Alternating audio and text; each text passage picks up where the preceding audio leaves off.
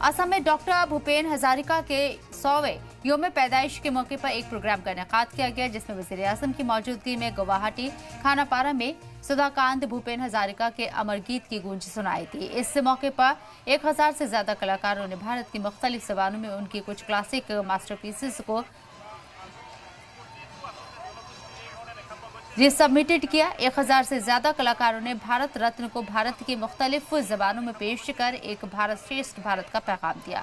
यही भूपेन हजारिका के संगीत की खासियत है। साथ ही साथ डॉक्टर भूपेन हजारिका के नाम से 1,000 रुपये का सिक्का 100 रुपये का सिक्का जारी किया गया। वज़ीर आज़म मोदी के जरिए दिए गए पैगाम में एक भारत श्रेष्ठ भारत के strong expressions doctor Bhupen Hazarika की जिंदगी में मिलती हैं।